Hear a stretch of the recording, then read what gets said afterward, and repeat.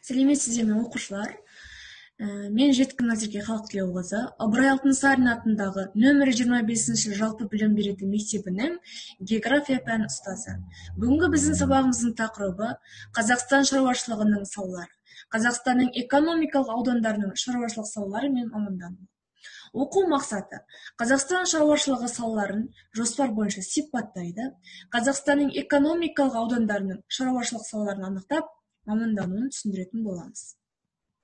Сіздердің меңгеретіндеріңіз: Қазақстан шаруашылық салаларының алуан түрлігі, экономикалық аудандастыру, еліміздің экономикалық аудандарының шаруашылық салаларына мамандану. Елімізде металлургиялық, отын энергетикалық және агроөнеркәсіптік кешендер басты рөл атқарады. Қызмет көрсету саласы да айтарлықтай рөлге ие. Қызмет көрсету саласы 55,8%, өнеркәсіп саласы 31,5%, ауыл шаруашылығы 2,5%, құрылыс 3,3%, өнімге салынатын салықтар 7,4%, тауар өндіру 36,8% құрайды. Сіздерге берілген отын энергетика кешені, яғни Қазақстан бойынша Қарағанды тас көмір алабы, Майкөбіт қоңыр көмір алабы, оңтүстік Балқаш қоңыр көмір алабы, Шу Сарысу газды облысы, Қаратал қоңыр көмір алабы, Қостанай, сонымен қатар Торғай көмір алабы, Жыланшық қоңыр көмір алабы, сонымен қатар біздің Батыс Қазақстан мұнайлы газ аймағымыз, Каспий маңы мұнайлы газ аймағы, Маңғыстау үстірт мұнайлы газ аймақтары берілген. Яғни бұл отын энергетикалық кешені. Қазақстандағы электр энергиясы біз білетіндей Қазақстан аумағында 85 мыңнан астам өзендер, 48 мыңнан астам көлдер жүйесі бар. Яғни Шығыс Қазақстан облысында орналасқан, Ертістің бойында орналасқан, Ертіс өзенінің бойында Бұқтырма, Өскемен, Шүлбі гидрологиялық электр станциялары орналасқан. Сонымен қатар Іле өзенінің бойында Қапшағай электр станциялары орналасқан. Сырдария өзенінің бойында Шардара су электр станциялары орналасқан. Сонымен қатар жел электр станциялары Қордай, Ерментау аймақтарында кездеседі. Күн электр станциялары Саран, Бурни, Қапшағай қалаларында орналасқан. Яғни бізде көріп тұрғандарыңыздай Қазақстанның электр энергиясы, сонымен қатар ірі гидрологиялық электр станциясы, жел электр станциялары, күн электр станциялары берілген. Металлургия жалпы екіге бөлінеді: түсті және қара металлургия.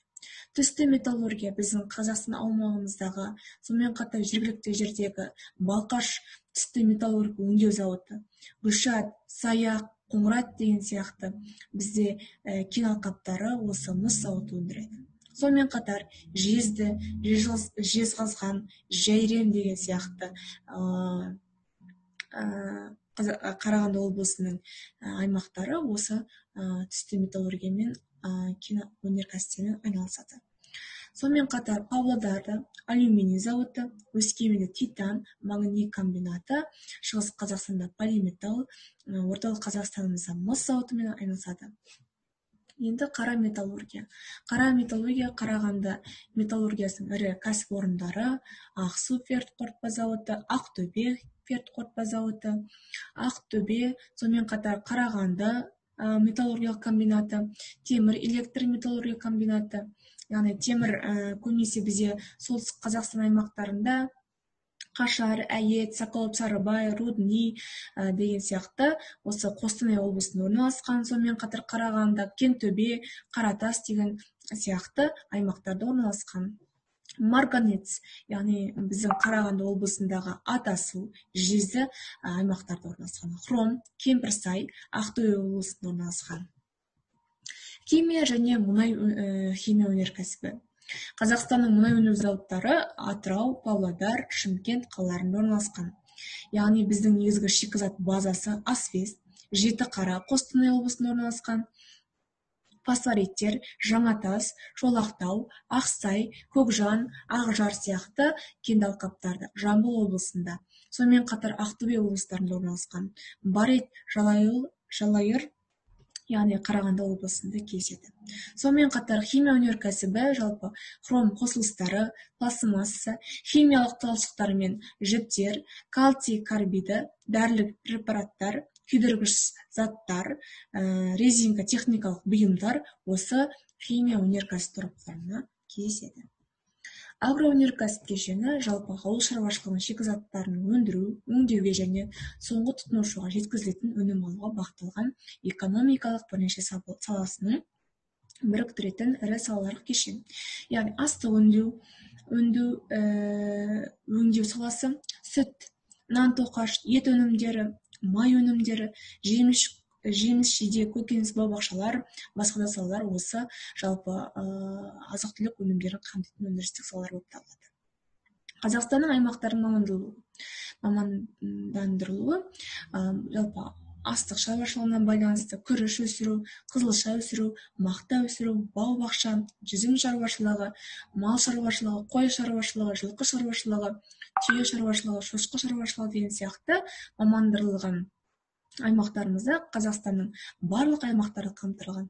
Яғни шошқа шаруашылығы Қостанай, Солтүстік Қазақстан, Павлодар, Шығыс Қазақстан облыстарында болса, түйе шаруашылығы Атырау, Маңғыстау, Қызылорда, Түркістан, жылқы шаруашылығы Алматы, Жамбыл, Шығыс Қазақстан, Қарағанды облысы, мал шаруашылығы Қостанай, Солтүстік Қазақстан, Ақмола, Павлодар сияқты көптеген біздің 14 облысымызда жалпылама осы шаруашылықтар, мамандықтар қамтылған болатын.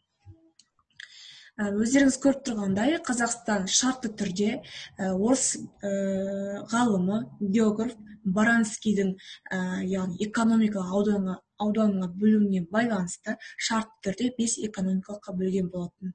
Яғни орталық Қазақстан, солтүстік Қазақстан, шығыс Қазақстан, батыс Қазақстан және оңтүстік Қазақстан. Батыс Қазақстанда Батыс Қазақстан, Ақтөбе, Атырау, Маңғыстау облыстар кіретін болса, бұл мамандану салаларына байланысты мұнай, газ өнеркәсіптері, сонымен қатар машина жасау, тамақ, жеңіл өнеркәсіптері, мал шаруашылығымен айналысады. Солтүстік Қазақстан, Қостанай, Солтүстік Қазақстан, Ақмола, Павлодар облыстары кіреді. Ауыл шаруашылығының егіншілік, агроөнеркәсіптік кешендері, тамақ, жеңіл өнеркәсіп, машина жасау өнеркәсіптері осы салалармен жабдықталған, яғни мамандалған. Шығыс Қазақстан түсті металлургия, полиметалл, су, жылу, электростанциялары мен машина жасау, сонымен қатар ағаш даярлау, жеңіл тамақ өнеркәсіптері қамтылған. Орталық Қазақстан, Қарағанды, қара металлургия, кен өндіру, отын өнеркәсібі, машина жасау, химия өнеркәсібі дамыған.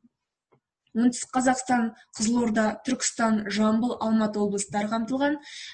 Кен өндіруге, өңдеуге, түсті ауыр металлургия, жеңіл тамақ өнеркәсіптері, ауыл шаруашылығы, суармалы егістік, отарлы мал шаруашылығы дамыған. Яғни осы 5 экономикалық аудандардың мамандандырылуы. Балалар, енді сендерге бірінші тапсырма кластер әдісі. Біз 3 топқа бөлінеміз. Бірінші тобымыз біз Батыс Қазақстан тобы, екінші орталық Қазақстан тобы, үшінші Шығыс Қазақстан тобы болып бөлінетін боламыз. Яғни сіздер географиялық еңбек бөлінісі картада берілген аумақтық экономикалық аудандастыру өзекті мәселелерін шаруашылық мамандану бойынша картамен жұмыс жүргізе отырып, 5 аймақ бойынша кластер құра отырып түсіндіресіздер. Сіздерге арналған 5 минут. Келесі балалар, біздің екінші тапсырмамыз мұнай өнеркәсібінің жоспар бойынша сипаттайсыздар.